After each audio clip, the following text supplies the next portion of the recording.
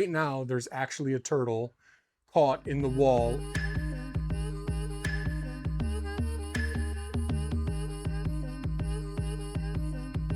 Subscribe.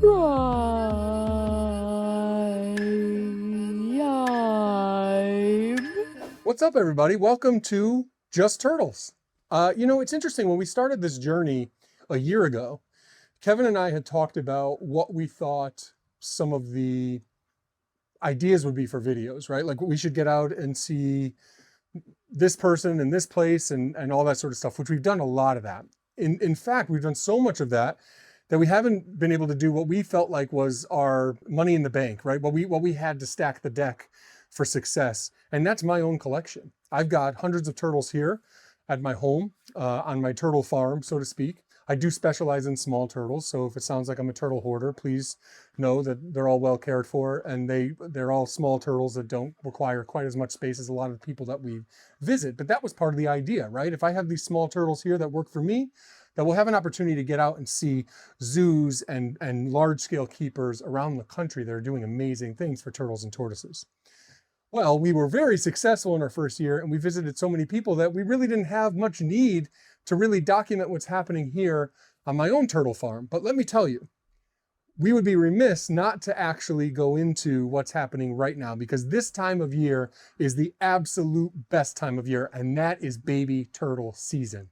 So we work hard all year. A lot of these turtles are really seasonal in their behaviors. I work with a lot of animals that sleep 4, 5, 6 months of the year. They don't even eat during that time, and they're just kind of down. That gives me a nice break in terms of the care, and we'll show you some of those species. But that also means that they're laying eggs at a very specific time of the year. So most of the turtles here lay eggs around July. That's when we get the most eggs. And then the spider tortoises start in the fall, and then the Egyptian tortoises after that. So we're going to introduce you to those and many other turtle species here. But it's baby season, and that's the best time of the year. This is like Christmas and Thanksgiving and 4th of July and everything just rolled all into one. It's baby turtle season. One of the temperate species that we'll talk about today, that we've already talked about on the channel, but we'll talk about them in a different way because now it's baby time, is the Vietnamese black-breasted leaf turtle, which is an absolute joy to work with. It doesn't take much imagination to realize why they're called black-breasted leaf turtles, because there you see, they're shaped like a leaf, and they obviously have a black belly. This species is one of many that is producing quite well here for us in Connecticut, but it's baby time. The babies are not only hatching, but they're hatching now. And that just makes it such a fun time to be alive. So we're taking you with us. So happy you're here. Thanks for being a turtle hero and for caring about these little guys as much as we do. So I had a conversation with my wife back when we were actually just dating. And this is part of the reason why she became my wife, because this conversation had it meant a lot to me, right? And at the time I was kind of disjointed in my turtle keeping. I was kind of all over the place. I had some albino animals. I had animals that I just thought were cool, just kind of like pets. And I talked about things like endangered species and species that were, going to go extinct, and species that really needed our help and all of that. And she said, "You're like a hypocrite because you're keeping all sorts of animals, but you talk about conservation and trying to make a difference. Why aren't you working with animals projects that are meant just for that?" And I really took it to heart. It meant a lot to me. And the first project that I went and got were spider tortoises. And that's what these guys are. Now, the original group came from Zoo Knoxville, which is another video that you'll be able to see on the channel. And this is one of those animals, this is a very big spider tortoise. And this was actually one of those animals that came to us 14 years ago now, almost 15 years ago. And her name is Capila. This is Capila, which is a Malagasy word for spider tortoise. So this is Capila. This is a nominate subspecies, Pyxis arachnoides, the common spider tortoise, although there's nothing common about them because they are critically endangered. And this here is the northern spider tortoise, Pyxis arachnoides bryui. Now, what's the difference? They look a lot alike. Now, you'll see one is much larger than the other here. I think most of the bryui I've seen, with the exception of one large male, have happened to be a little bit smaller than the spiders, the common spiders. But this is a very large one. This is the largest one that we have here. The main difference is the plastral hinge. So you see here that the arachnoides, the nominate subspecies here, has a hinge on the plastron, which separates this anterior lobe from the rest of the plastron or belly. And that means that they can kind of close this up a little bit. Now, this is nothing like a box turtle hinge that can close up with a lot of force, but it does move and it can close, whereas the bryui does not have the ability to do that. That's more fixed there in place. That's totally fixed there in place. So that's the difference between these two species. We do breed these. We breed both subspecies. We've been breeding the common spider tortoise, which is again not common, since 2021. And bryui here, we've been producing since 2023. So the babies are absolutely amazing. And I'm going to show you some of those now so you can see the difference between them and the adults. Hi, guys. Man, these guys are all over the place right now. It's hard to hold them. These are young spider tortoises that were hatched here. So we have a 2-year-old to my left, your right, a 1-year-old in the middle, and then one that is just maybe a couple months old here in my right hand on your left. And this just shows kind of the speed at which they grow. We try to grow them slow and steady and smooth. Smooth is always the goal. And the way that we do that is by trying to keep them humid. These guys are a joy to hatch. I hatch a few every year, and the eggs can take a really long time, and they need a diapause. So what is a diapause? Well, these eggs actually need to be warmed for 4 to 6 weeks, then cool for 4 to 6 weeks, and then warmed again for the duration. And that second warm up is where the egg actually starts to develop, which is just an absolute thrill to see. So you're looking at this little egg and you candle it, which is when you take a light and shine from behind the egg and you can see if there's any vasculature or even a small embryo. It's pretty easy in these guys to see the embryo in the egg. And when you're looking, this egg is now 3-4 months old when it just starts to develop, which is so cool. Now, sometimes it takes a second cool down and then warm up. So now they're being warmed up for a third time. And actually last year I had this one's egg, this little guy here, this one's egg actually needed to be cooled down 3 times, which means it was warmed, cooled, warmed, cooled, warmed, cooled, and then warmed up again before it started to develop. So needless to say, when this one hatched, the egg was actually almost a year old, which is just so cool. Woo! Before we move on, let me just say, it's pretty hot in these rhinos. Or in these turtle basements in this case. So the first book that I wrote, the book that made me an author, was written about black-breasted leaf turtles, the genus Geoemyda, and there are 2 species within that genus, the Vietnamese black-breasted leaf turtle and the Japanese or Okinawa Ryukyu black-breasted leaf turtle. And this is Squeaks. He's the first black-breasted leaf turtle from Okinawa that I ever worked with. I've had him for, gosh, going on 13 years now, and he is one of the largest in the entire world. You see, he's a very big boy, especially compared to this little Vietnamese leaf turtle. Now, the Vietnamese version, which is a different species, is smaller. However, in captivity, both of these species reach sizes generally larger than the wild animals, their wild counterparts, particularly this one from Japan. Now, both of these are very rare, and both are very rarely bred in captivity, although the numbers are definitely increasing for the Vietnamese version here. So the fact that we breed these is a very cool thing and something that I'm very proud of. All I ever wanted to do was to breed these turtles. So the fact that we have babies hatching every year is an absolute thrill. And both of these animals, captive bred, raised here since hatchlings, are now parents themselves many times over. Good job, buddy. All right, so this is Squeaks. He's not even really bothered by me in this moment, but it's that time of year. So I actually am a proponent for, I breed a lot of Asian turtles. I'm a proponent for fall breedings. It's fall right now, and it's breeding time. So he's trying to get over right now to where the females are so that he can do what turtles do. You feeling a little randy, buddy? Oh my gosh. The things we do for ladies, am I right? I'm proud of you. Here are the fruits of everyone's labor. Most importantly, the hard work of the adult turtles there. These are the babies. And not only are these babies of those respective species that I just showed you, but these are the actual babies of those exact animals that I just showed you. So Squeaks, that beautiful, huge Ryukyu black-breasted leaf turtle that we've had for almost 13 years, this is his little baby right here. And you see he's a red turtle and this is a red baby, which is just so cool. Now, how often are these things red? Well, in the wild, the initial reports before they were really bred in captivity a lot was that in the wild, only 1 out of every 50 individuals looks red like this, which is just so cool and makes these even more special. I mean, every one of these is a gem, whether they're brown or yellow or red or whatever, but the red ones are truly something special to behold. And then this little Vietnamese black-breasted leaf turtle here, this is a baby of that female Cheeto that I showed you, and the one that we had with us at the beginning of the video and in the intro. And she just started producing babies last year, so this is her 2nd year producing offspring, but she's produced quite a few in just those 2 years. Pretty darn cool. We keep these animals in water when they're young because once you get them eating pellets, they grow really fast, and they also are just stronger that way. They grow smoothly.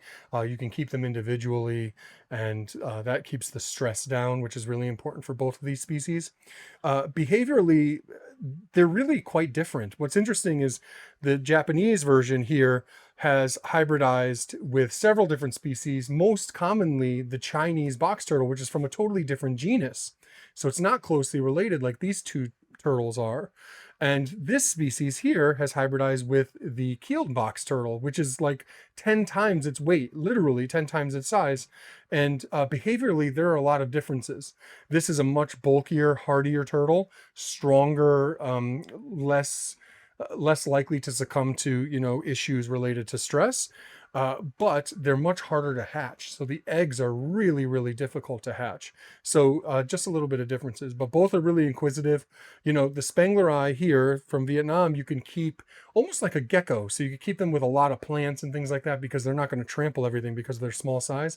But as you see, these Ryukyu, the Japanese version, do tend to get a little bit bigger. So you're not going to have as much success with plants, particularly indoors, because they're just going to trample them down. Diet-wise, there's also a little bit of variation too. These guys from Japan, from Okinawa, who naturally eat, fallen figs and things like that, are more likely to eat fruit and take other food items, where the version from Vietnam really is more insectivorous. You guys are the coolest. Come on. So right now, I'm standing in front of the Cora McCordi, McCord's box turtle habitat, one of the Cora McCordi habitats here at my home. And you'll notice this plant that we found in Florida is here. This is arboricola, the umbrella plant. And I mentioned it's my favorite plant.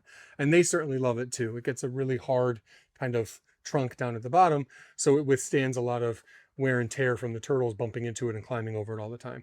McCord's box turtle, if you're not aware, is probably the most personable and amazing turtle to interact with that you'll ever encounter. And if you're someone who has always thought that it's not a turtle that you'll be able to acquire, well, the animals that used to go overseas are now staying here in the US. And right along lines with that, we're actually hatching them. And that's a big deal because this species is extinct in the wild. It hasn't been found since 2010. In that 15 years, there's been absolutely no sign of them. And yeah, you may say, well, yeah, scientists didn't find them, but I guarantee you poachers would have found this turtle if they were still out there. So at the very least, functionally extinct, and probably really, truly extinct in the wild. But the good news is that they are being bred quite a bit, more than ever, specifically by my friend and mentor, Bill McCord in New York, who is the person that these are actually named after. He's a veterinarian and a private turtle breeder and an absolute hero to a lot of people. So he's described a bunch of species, 12 of which are still valid today. And this is not one of them. This was named for him by someone else. So anyway, they're a lot like Chinese box turtles, but more aquatic and even more personable. So for those of you that love Chinese box turtles and have them at the top of your list of personable turtles, this one actually trumps that. So I love working with them. I love hatching them. One of the highlights of my entire life was 2 years ago, looking back, staring back at this beautiful eye and this beautiful yellow face staring back at me as it hatched out of an egg. I still remember that moment, and it was honestly surreal. And every time I hatch them, it's just an absolute thrill. Today is not all positive though, because I don't even like that I'm sharing this because I feel like YouTubers do this stuff all the time, but I tend to be a little bit aloof when I'm working with my animals and when, you know, I'm handling hatchlings and doing the chores and things that I have to do as part of this work that I do with turtles, ex situ turtle populations here. So anyway, I put down a turtle today that hatched out of an egg while I was checking something else, and the turtle booked right under one of the incubators. Not that big of a deal. I'm like, all right, I'll grab you, no problem. So I go to look under, I'm like, oh, this incubator goes way back further than I anticipated. So I go to grab the turtle, and it's this rambunctious little thing, this little McCord's box turtle, and it runs away from me, and it runs towards the corner of the wall. I'm like, all right, no problem. And then I look, and there's a space, and I say, oh no. There's a space between two walls behind the incubator. So I pull the incubator out in my haste, and I go back, I'm like, hopefully it didn't fall anywhere. Well, there is a space for it to fall down. So right now, there's actually a turtle caught in the wall of my home. So Kevin's going to film me in all of my ridiculous, I'm an idiot basically. So I'm going to go and use some tools to cut into the drywall, into the beautiful bathroom that I renovated basically by hand myself for my wife. I'm going to go cut into the wall and see if I can locate where this turtle is, because it's a very important turtle and no turtle deserves to be stuck in a wall anyway. So here goes nothing.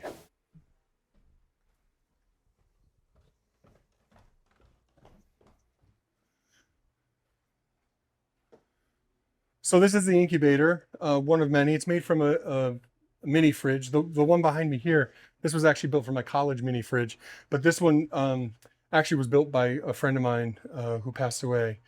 And anywho, hatched the baby in this incubator, put the baby down here just for a moment, and it went back.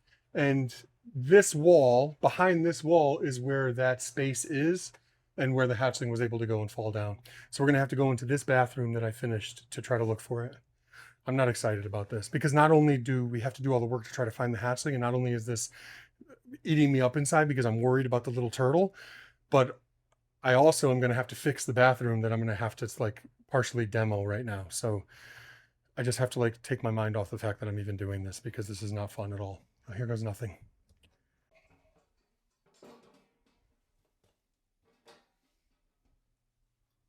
Look at the TP.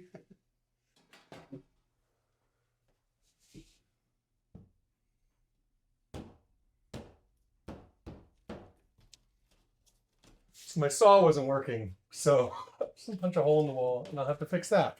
Which, like, how many guys named Kyle have to do this anyway?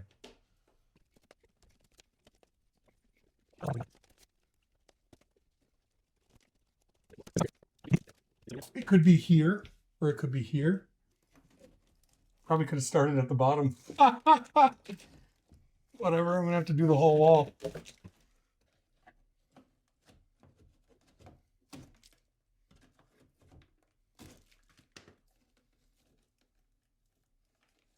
Goes way down below the trim.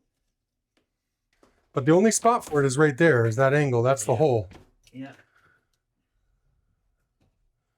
So it's either caught up towards the top or it's down in the bottom. I had to rip the trim off, and I broke the trim, which is annoying. But look at that. Oh, wow. That's a McCord I bought.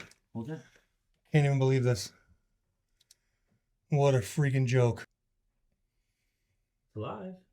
All the way under the wall. Yeah. I mean, if we didn't rip it apart, we weren't getting it. Rescue mission.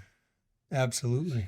Yeah, because it came out down here. Yeah, and then started going this way. Yeah, because it's in there, and it's like, God, I gotta get out of here. I gotta get water. Yeah, because it looks like it's flat to the ground, so it should slide back out. See if I can do it.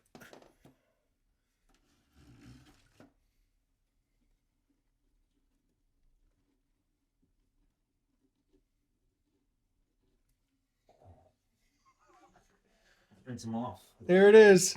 Let's get that asbestos off of them. One of the rarest turtles in the world, stuck in the wall.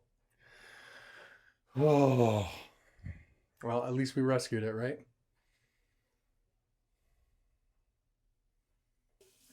I mean, this thing was ready to go. This is a larger hatchling, and like I said, it was really robust. They normally don't just sprint away from me like that. So anyway, there it is. I'm leaving the bathroom in shambles, which is absolutely horrible. I feel horrible because I've got to go and get to a meeting now. Anyway, my day is starting, but the things we do for turtles cannot be measured, and you never know what's going to happen. And it's unfortunate because this was actually my error. This was my fault that this happened, but what are you going to do? You can't leave a turtle to suffer in some unknown location. So I was feeling pretty good, like pretty confident that this is where we were going to find this turtle. And then there it is, of course, its cute butt staring back at me. Just a reminder of how much of a joke my life is sometimes. But in the end, the turtle saved. This super rare turtle, and we're in the laundry room right now, so you might hear some beeping, but this super rare turtle, one of the rarest in the entire world, is now saved. And hopefully you better go and live a long, happy life and create lots of babies in the future for what we just had to do for you. And now the work really just begins, because I have to fix the bathroom now for my wife. So that ridiculous mess of a mess, not only is it, work that I have to do, but like the demo that we did was so reckless that now the construction that comes later has to be that much harder to fix this ridiculous abomination of a construction job. Anyway, I do turtles, not construction, but I'm going to try my best to get that bathroom looking like it did after I made it for my wife. In retrospect, as we look back at the hilarity and ridiculousness that was our construction work, I say this was me. I started off in the wrong hole. I thought that this was that. So this was totally an egregious hole that didn't need to be there. And then when we got in here, it was a really tight squeeze, and this is a big hatchling. So I wasn't sure how far. I figured it would have been caught in the wall somewhere. So we went down. We didn't see it because the trim goes down like 6 inches. So we ended up going up. So this became a lot taller and longer of a hole than it needed to be. And then really what happened was the turtle hit the bottom and then came over. So we weren't seeing it there because it had moved over this way. So anyway, this little guy was playing lots of games on us, and that's why the demolition work is as gross as it is.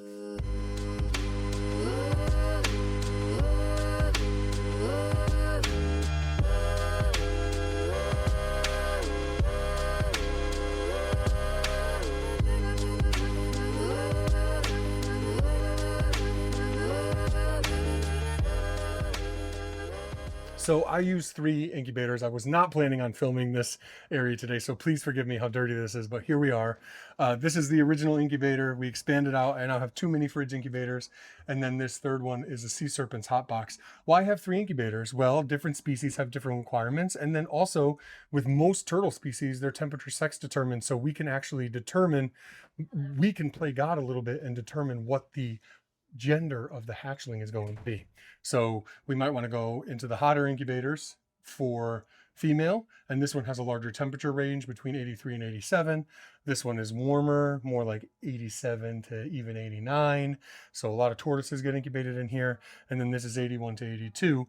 Outside of that, a lot of times I just put turtles on, shelves to hatch. So interesting that we're looking today for a McCord's box turtle, because here's one that's hatching right now, and it's actually hatching via suspended incubation method, which is where the egg is suspended above water. So it keeps the egg dry, but really, really humid. So you see this McCord is hatching right now, and I don't normally do this, but since we're filming, maybe I'll just take a little piece of the egg off. Oh, maybe a big piece of the egg off. So you see there's some membrane in there, and this turtle is doing what turtles do. It's just starting to hatch. Now this one was kept a little bit warmer, so I would expect this one to be a female. I incubated some that were definitely cooler for the duration that are hatching now, and those ones were laid almost an entire month before these ones that are just hatching now. But there you go. This is the little troublemaker of the day, this species, Corum McCordi. So let me show you what the sim container looks like. So this is a sim container. So there is a clear top that goes over this, but basically this black plastic 3D printed platform is up above the water that's below, and it holds the eggs above the water. So they're suspended above the water. That's how that works. This was created, this is manufactured by Redline Science, and you can check this out online. It's an absolutely amazing product, and I just love using them, particularly for large hard-shelled eggs, like large Reeves turtle eggs and things like that. It works really, really well for them. What an eventful day. I actually plan to show you more turtles today than I did, so that leaves the door open for me to share more baby species with you in the future. But this little guy had different plans, so now it's time for me to bring this one down to join the other turtles down in the turtle basement and hopefully never have a scare like that again. I don't have time to be scared about turtles right now because I have to go and do some construction work. So anyway, thanks for tuning in. Be sure to like, subscribe, tell your friends. Man, what a day. Hit subscribe, join the crew. jusTurtles, there's always something new. It's 7 o'clock on the dot. I'm in my drop top, cruising the streets. I got a real pretty little thing that's waiting for me. Oh, hey, I thought I heard someone back here. Wait a minute. If you're here, then that means you just watched that video all the way till the end, which is pretty amazing considering our videos tend to be a little bit long and I'm also long-winded.